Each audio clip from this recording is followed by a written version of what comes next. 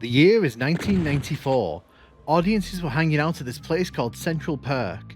Pulp Fiction, The Shawshank Redemption, and Disney's Lion King were the big movies of the year, while E17 were begging you to stay another day. We didn't, thanks. In the video game space, 16-bit gaming was at its peak, with the likes of Final Fantasy VI, Super Metroid, and Sonic & Knuckles delighting gamers across the world. Super Nintendo was the king of the mountain, but towards the end of 1994, a new era was being ushered in as Sony entered the video game market, releasing this little-known console you may have heard of called the PlayStation. Sega would respond with their own console, the Sega Saturn, and the 32-bit era of gaming was truly underway. For id Software, life couldn't be better. Doom had proven to be a monstrous hit for the studio, fueling a first-person shooter boom that continues into the modern era. Workplaces had banned it, other developers sought to copy it, politicians feared it. The decision to release Doom directly had led to the studio raking in money like it was going out of fashion, and everyone wanted a piece of that pie. Gamers would only have to wait 10 months from the release of Doom shareware to experience a sequel that promised to go bigger, badder, and bloodier. This sequel wouldn't revolutionize gaming, but it would refine what gamers loved about the original Doom. It would also go on to become the biggest selling game on PC in 1994. That game was Doom 2.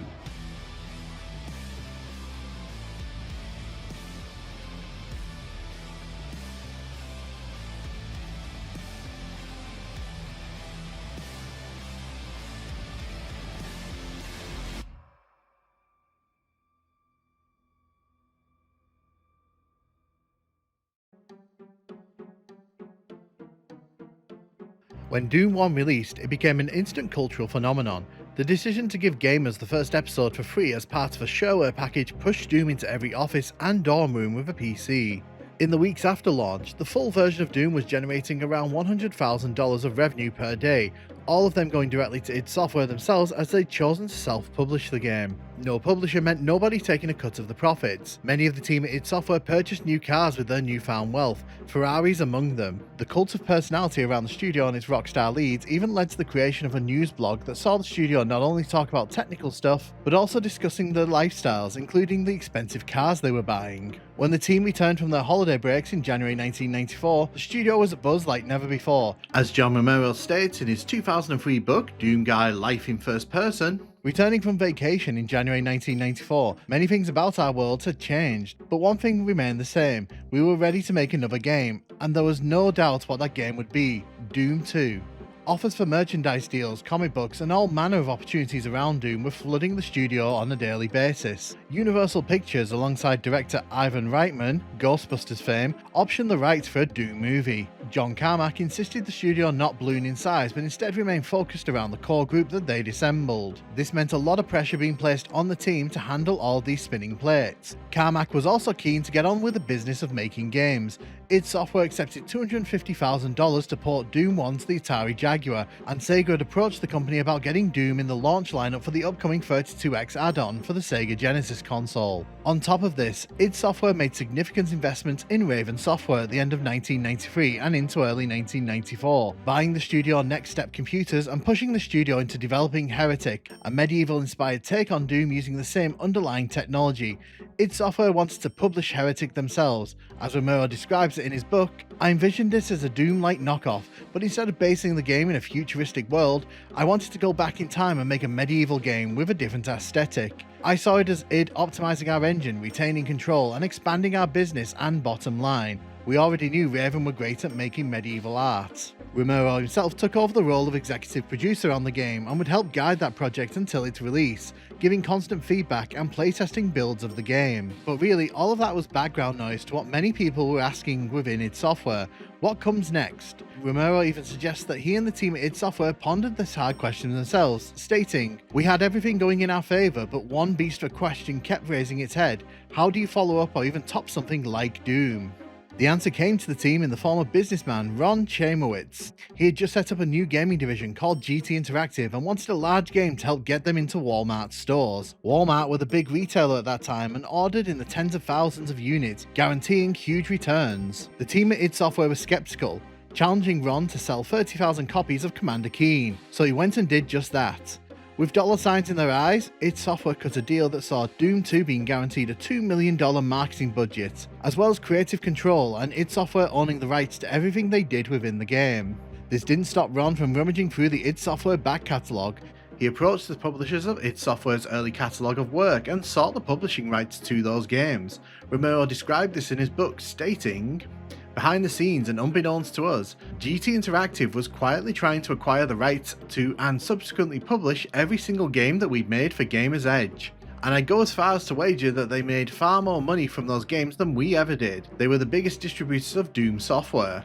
They also contacted Softdisk, got the rights to publish Catacomb 3D and named it Catacomb 3. They published Keen Dreams in a retail box. Through us, at least, they got the rights to publish Wolfenstein 3D in a retail box." The deal also changed one key aspect about the upcoming Doom game. This time around, there would be no shareware release. Speaking about the decision not to have a shareware version of Doom 2, John Carmack stated in an interview over on Doom World, "Doom 2 was explicitly a commercial release. A lot of people consider themselves to have finished Doom when they just finished the shareware episode. It's been said by the team at id Software that they estimate only 1% of those who played the shareware version of Doom converted into paying customers. This time around, they wanted people to pay upfront for the experience."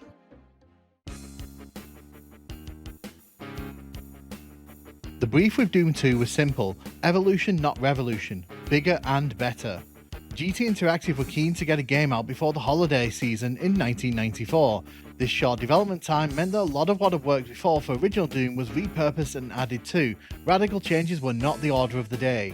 Romero didn't want to mess around with the established Doom formula, going as far as refusing to add in any weapons beyond the number 7 slot, the BFG 9000. He felt that players had already been trained into the numbers used for each weapon, and felt players would rebel if they were forced to relearn which buttons to press. The decision to add in a double barrel shotgun was adopted though, Romero stating, "A double barrel shotgun would be amazing. We're already switching between your fists and the chainsaw on one, so we could switch between the shotgun and the double barrel shotgun on 3. This solved the earlier problem of not wanting to assign new weapon numbers. The team also decided on the format of the new game, 30 levels with 2 secret outings. The episode structure from the original Doom would be adopted into this method, and players would have to play through the entire campaign to see the later levels. Romero also realised this number of levels wasn't going to be easy on him and Sandy Peterson. The decision was made to promote tech support recruit American McGee to level designer. He'd been hired by Carmack months earlier, but had already expressed an interest in stepping into game development. Doom 2 would see the introduction of new features to surprise the gamer,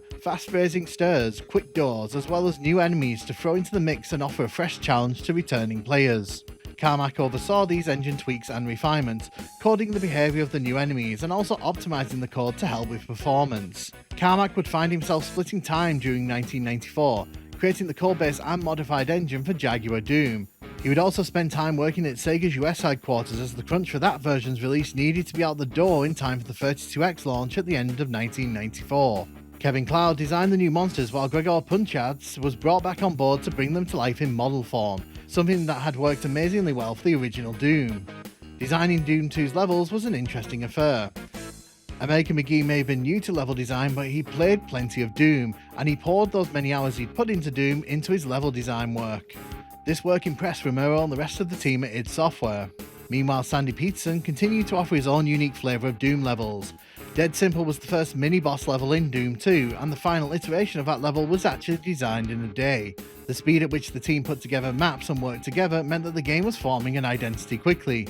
But one issue that did become noticeable during this period was that Romero wasn't able to contribute as many levels as the rest of the team would have liked. With Romero taking on many obligations outside of designing Doom 2, he was only able to offer reviews of others' levels and insert a handful of his own. This did not go unnoticed by John Carmack, who reportedly felt the quality of Romero's contributions was diminishing fast. In the Masters of Doom book, it stated, and the work, Carmack thought, was beginning to suffer. Doom 2 was tailing behind schedule. While Romero was out being a company rock star, the levels that he had promised to create were not getting done. In fact, the company was now relying on other level designers, Sandy Peterson and a new employee, American McGee, to get the majority of the levels done. Out of the first 2 levels of Doom 2, Carmack noted, only 6 were shaping up to be Romero's. Romero had his explanation: the levels he made simply took more time. But Carmack suspected something else. Romero was losing his focus. In addition to the interviews and death matching, Romero was now acting as executive producer on an upcoming game by Raven, the company that they knew from Wisconsin. Romero had approached Carmack at one point with the idea to milk the Doom engine for all it was worth. "Let's make some more games using our technology," he said. "Let's get some stuff out there because we can get some money off this. And Raven's a good group that would be perfect for licensing the engine and making a great game that we can publish." Carmack agreed, but without enthusiasm. How much bigger did they need to get? It's the first major sign of fractures forming within the company post-Doom 1. The success of Doom was having an impact on the mentality of the team, and Romero addresses this in his book from 2023. "I was wearing multiple hats, and it was exciting. I was not only the de facto communications officer, PR, talking head, and community esports guy, I was the quality control officer for all of our licensing deals. For an entire year following Doom's release, I spent a non-trivial portion of my time vetting all these side projects, giving Jay my opinions, and then monitoring the deals we made. It's not like we could take all these opportunities, we were too few people, so we had to pick and choose." Bobby Prince returned after his work on Doom 1 and was tasked with giving the new monsters, weapons, and mechanics a fresh-fitting sound. He was also charged with creating the soundtrack for the game, a hard task when he set the bar so high the first time round. Romero in his book recounts how he discovered his face had been placed behind the Icon of Sin in Doom 2's final map. Originally, the Icon of Sin was to be a floating blue ball, but after no-clipping through the wall, he found his own face staring back at him. Adrian and Kevin had snuck in that photo of Romero and had hoped to ship the game without him noticing. His response was to go to Bobby Prince's office right away, 11 PM he states, and they recorded the line, "To win the game you must kill me, John Romero." 15 minutes later the sound clip was in the game. The next morning, American McGee tested the updated level, and within minutes the entire office was laughing at the fun state of affairs. It was decided that both Easter eggs would remain in the game. The game was officially available to stores from 30th of September 1994, but its official release date was actually October 10th, 1994. GT Interactive shipped 600,000 copies of the game in its first wave. To mark the October 10th release date, GT Interactive threw a Doomsday press event at the Limelight nightclub in New York City. This converted church played host to a huge party and press event that saw id Software's staff shuffled between press interviews and hounded by one particular man who didn't agree with the violence in Doom.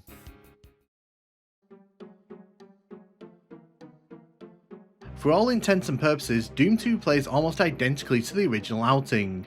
Most of the game's core mechanics are untouched. The player is still tasked with exploring levels, shooting demons, and collecting keys to find the exit.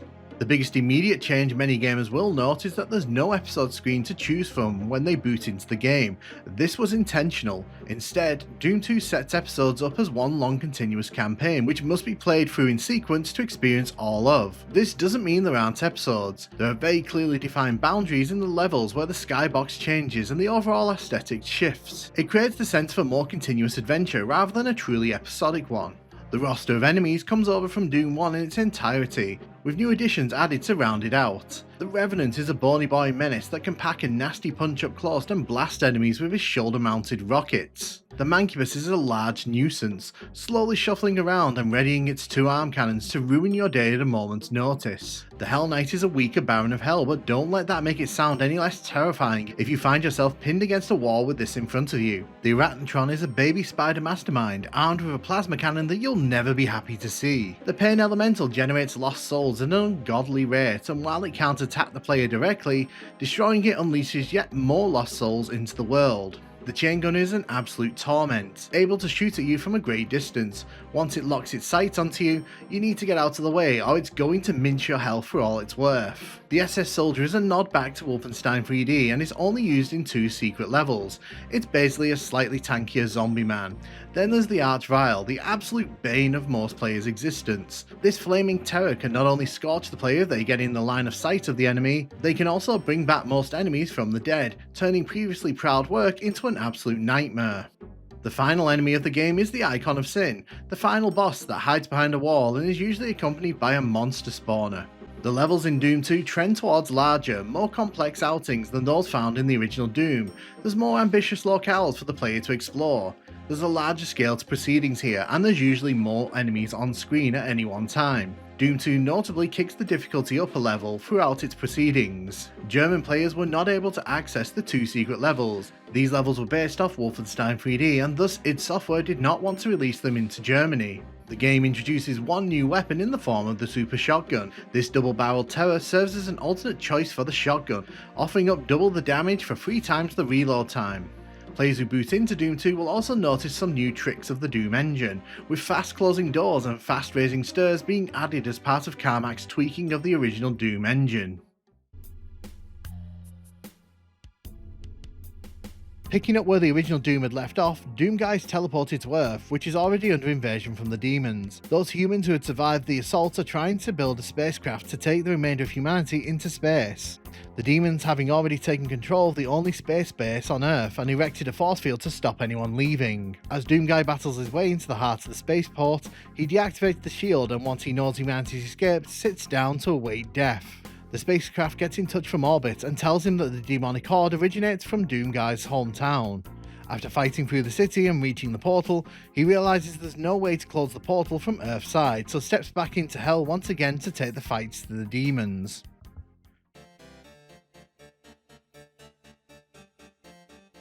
Doom 2 is an evolution of what made Doom so iconic, not a revolution. It builds upon Doom 1 to achieve its goals. Because of this, it inherits a lot of the greatness and failures of that original game. Put simply, if you liked Doom 1, then there's a great chance you'll like Doom 2. If you were hoping Doom 2 would make deep changes to what the original offered, you'll be sorely disappointed. And that's the gist of what Doom 2 is. At its simplest level, it's a continuation of what came before. The same mechanics are at play, the same movement by ThatNukemGuy through the levels, the same ebb and flow to battles that played out in the first game remain here.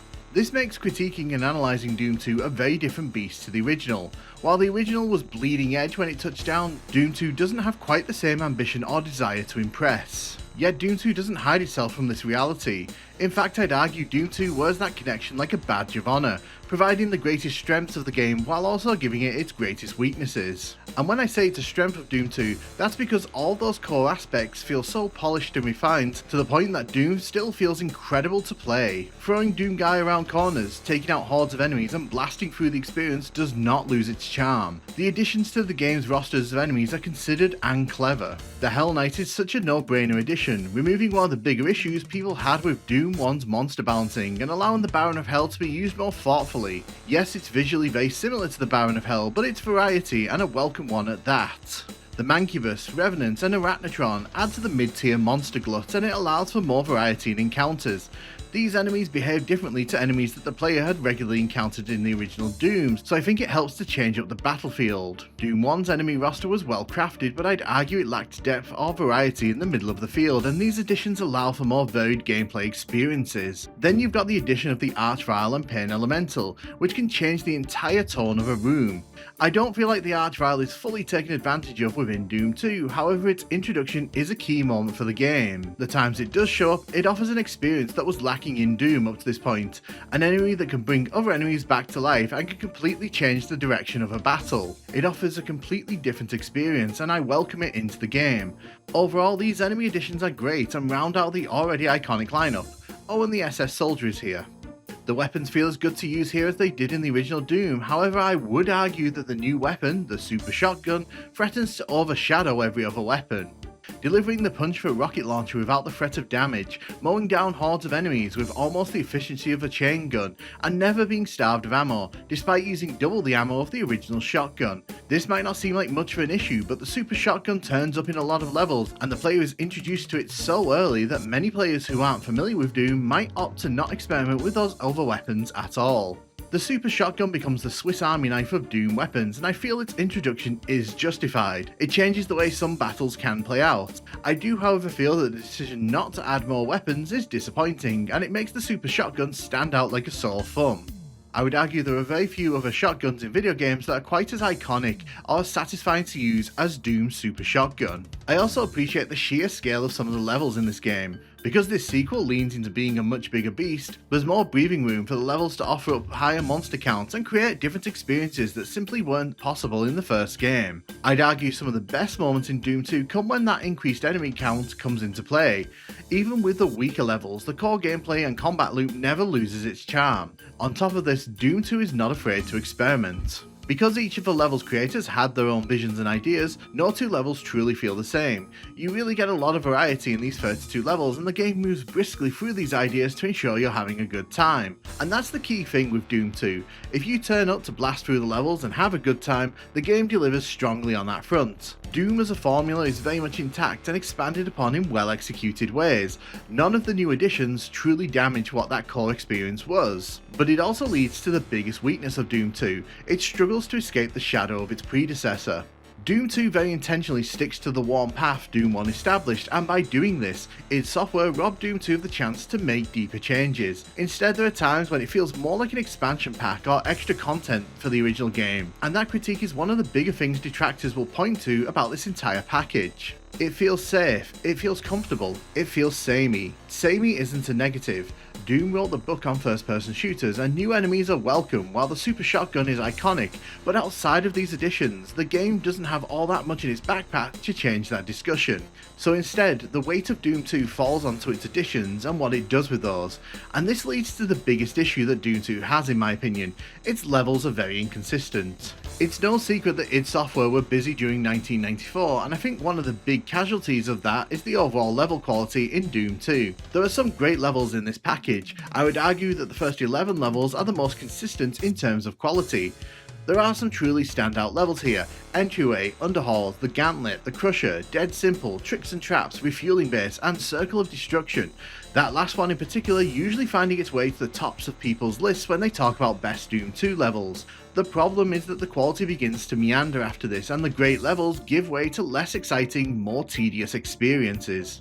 The levels in ThatNukemGuy's hometown don't have a strong theme that ties everything together, while Doom 2's Hell levels lack the creativity that made Doom 1's Hell levels so stand out. This lack of theming harms the overall cohesiveness of the package, and it makes some levels feel very awkward and out of place. One of the reasons for this, I'd argue, is that so many of the levels were made independent from each other. We rarely get to truly experience that hell on Earth, which I've always found to be a really odd thing in Doom 2. It wanted to lean into that Earth setting, yet it doesn't do all that much of it once it gets there. In the Doom community, a lot of people put the blame for level quality on Sandy Peterson. However, I feel his levels are the soul of this game. He crafted 17 of Doom 2's levels, and thus his fingerprints are all over this product, for better or worse. His attempts to expand Doom and introduce gimmick levels shakes things up, while a lot of his more experimental levels offer glimpses of the true potential that the Doom engine had in store. His desire to make puzzles a key part of the experience lay the groundwork for decades of fan-created levels that were inspired by his work. However, in the context of Doom 2, bigger seems to have been interpreted at points as a license to push the game to its limits and even beyond, and that harms the overall experience. Levels like Downtown are simply too abstract, too unfocused, and lack the polish that a level of that scale would require to not alienate a lot of players. The level has its fans and defenders, but it's also a chore to experience on first playthrough, and is held up by a lot more people as a weaker moment in Doom 2. The chasm also feels like an experiment gone astray, and rather than developing a solid gaming experience, feels like an attempt by Sandy to push the Doom engine to its limits, even if the playing experience isn't a truly great one. Then you get levels like Nirvana, which stumbles so hard that I don't think it's unfair to say that the level feels like it was put together with leftovers from other levels. A kind of Frankenstein's monster that doesn't feel all that cohesive. And that's a consistent problem with a lot of the Hell levels in Doom 2. But here's the thing, Sandy also delivers some fun outings, and on balance, I feel that his contributions to Doom 2 are more positive than negative. Alongside American McGee's levels, I find that there's enough good to avoid outright saying Doom 2's levels suck overall. Romero's levels also really fun in Doom 2, the Living End being my favourite of the entire game. However, not all of his offerings are great or memorable. Tenement always gets a meh from me, while Gotcha impresses highly with its Cyberdemon Spider Mastermind encounter, but quickly declines into a more disappointing affair the more you explore it. Despite my complaints about the level design, I feel Doom 2 is an overall excellent time because that core gameplay loop carries over and is unchanged. It carries a lot of the weaker aspects in Doom 2. I also have to mention that Doom 2 does add a lot more flair to its levels. There's a lot more height and variety in the spaces provided, a lot more architecture for the player to gaze upon. I really appreciate the little flourishes that you can find throughout the levels here. Is it anything truly amazing? Not really, but ultimately it makes Doom levels seem that more interesting, and when you look around and enjoy some of the sights and sounds of Doom 2, I think that it's easy to appreciate what they were trying to shoot for here. Being totally honest, I prefer the overall Doom 2 package to the original game. The new enemies bring in variety, while the larger level gives this game a different vibe that I think does just enough to justify its existence, and the fact that it helped to fuel the next 30 plus years of Doom custom levels speaks to that quality. I will say though that I find the soundtrack in Doom 2 half a step beneath the original Doom's music. A lot of Bobby Prince's work is excellent, but I feel that the highs of Doom 1 outstrip its sequel in terms of being memorable and interesting. Having grown up with Doom 2 as my main source of Doom, going back to experience Doom 1 was kind of a delight. And while there's a lot of great music in Doom 2, I don't think there's as many earworms. Tell me what you think from these samples.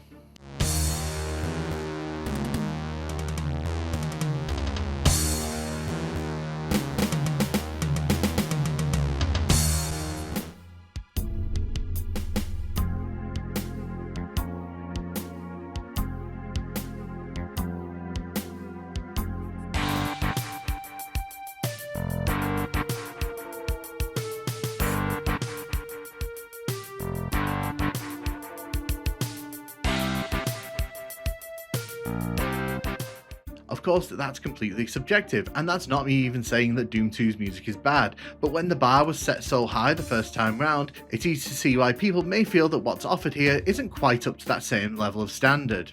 I also have to say that it's a bit disappointing that Doom 2 lacks any new outstanding boss enemies. Doom 1 created the iconic Cyber Demon and Spider Mastermind, and the fact that Doom 2 ends on the Icon of Sin, an enemy that doesn't have its textures properly aligned, is a bit of a disappointment. It's a clear sign that Doom 2's development limited the scope and ambition of the overall package, and it does make me wonder, had more time been available, what could have been achieved in this sequel.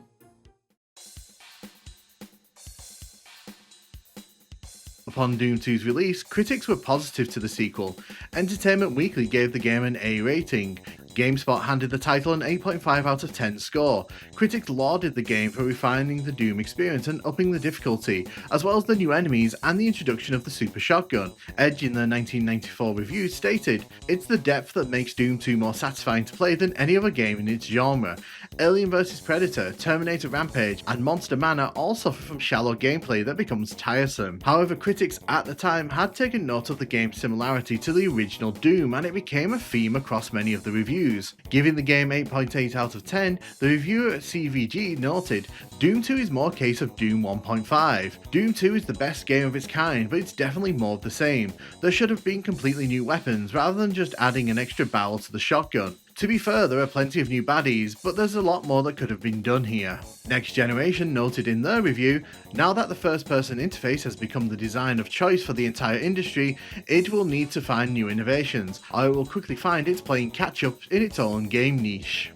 Edge were also critical of the price to value aspect, stating in their 9 out of 10 review of Doom 2, "Doom 2's biggest drawback is its price. £50 is a lot to pay for any PC game, but it seems positively extortionate when you consider that thousands of excellent extra levels can be obtained free from various bulletin boards. And all you're really paying for is the game engine."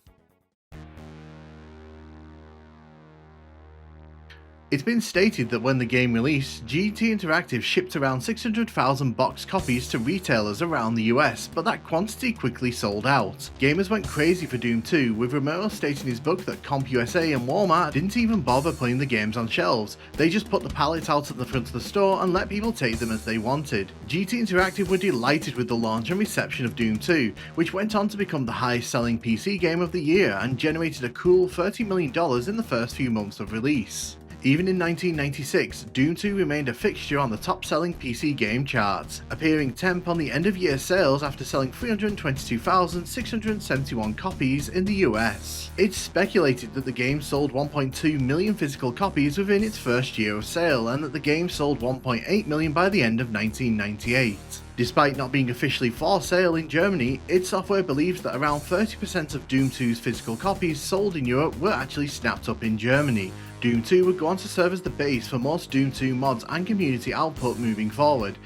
Its expanded enemy roster and engine updates made it the ideal choice over the original Doom.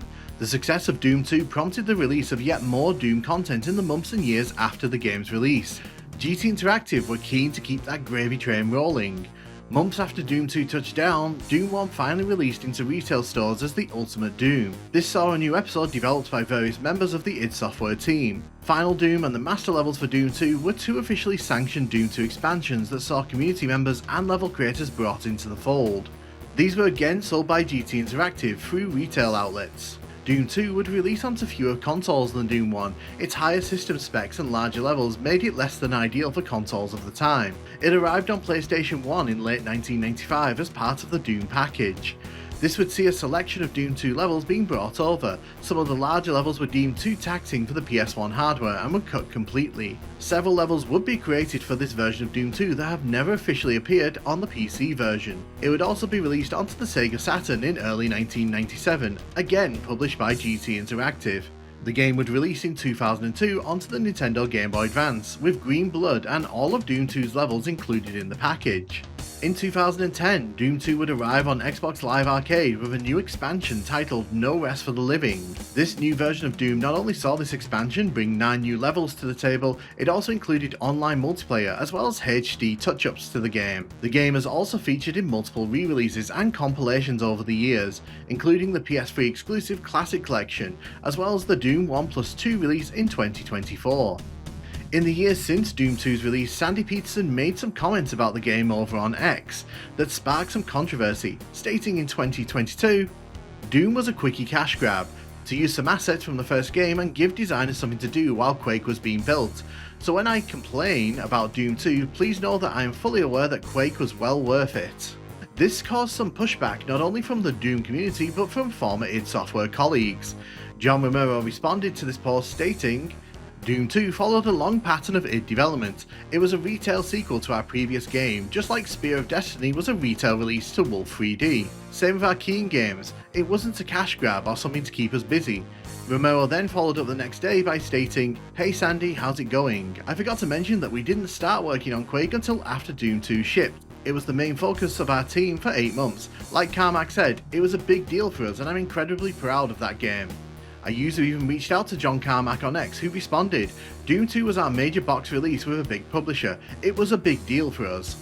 As for id Software, the feeling was a bit different this time around after Doom 2 had been shipped. The antics of John Romero during the development of Doom 2 had rubbed up several of the id Software owners the wrong way.